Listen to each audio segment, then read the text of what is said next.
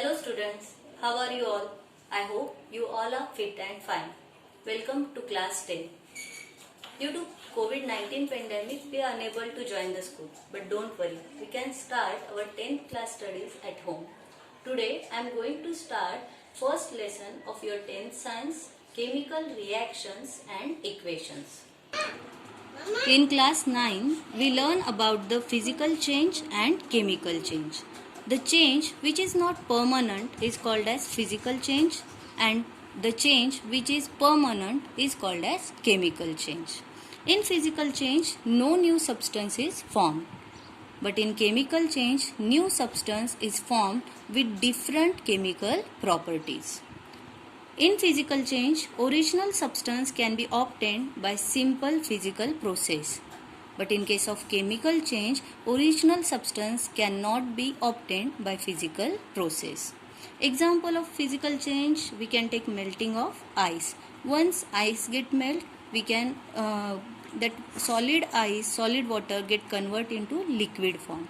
We can freeze the water and re-obtain the ice. But in chemical change, example we can take burning of paper. Once paper is burned, we cannot re-obtain paper again. Students, whenever a chemical change occurs, a chemical reaction has taken place. Now question arises, what is a chemical reaction? A chemical reaction is a process in which reactants get converted into products.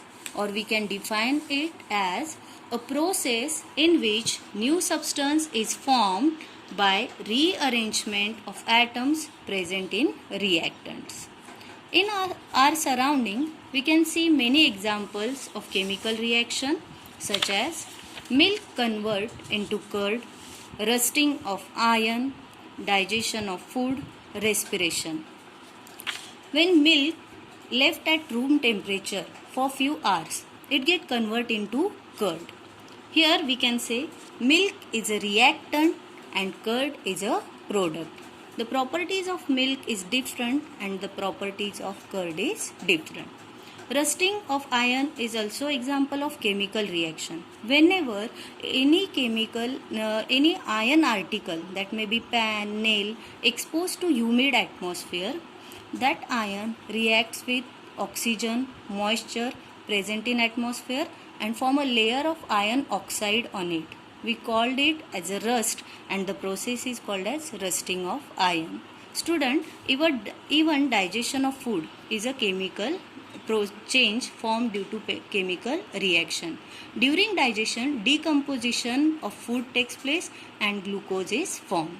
Respiration is also a chemical reaction. Here the oxidation of glucose takes place to obtain the energy. With this, in our book we are having some activity. I will explain those activities to you to understand chemical reaction more precisely. In this activity, we have to take a magnesium ribbon and we have to take clean magnesium ribbon. We can clean it by rubbing with sandpaper. Hold it with a pair of tongs, burn it using burner and you will get ash. Collect that ash in watch glass. See why we are taking clean magnesium ribbon. As magnesium is a reactive metal, when it is exposed to atmosphere, it reacts oxygen present in the air and it forms a protective layer of magnesium oxide. So we have to clean the magnesium ribbon before starting the activity. We can clean it by rubbing with sandpaper. During burning, magnesium ribbon burn with white dazzling flame and we obtain a powder of magnesium oxide, from where this magnesium oxide is formed. This magnesium oxide formed due to chemical reaction between magnesium and oxygen. So here we can say this magnesium and oxygen are reactants and we obtain the product after chemical reaction, that is magnesium oxide. We can write this reaction in the symbolic form such as Mg plus O2. It will give MgO, that is magnesium oxide. So we can say magnesium and oxygen are reactants and we obtain the product, that is magnesium oxide. In another activity, in this activity we have to take a conical flask. In that, take some zinc granules, add dilute sulfuric acid in the conical flask. A chemical reaction will take place between zinc and dilute sulfuric acid, and we can see air bubbles around the zinc granules. Those bubbles are of hydrogen gas formed due to chemical reaction between zinc and sulfuric acid.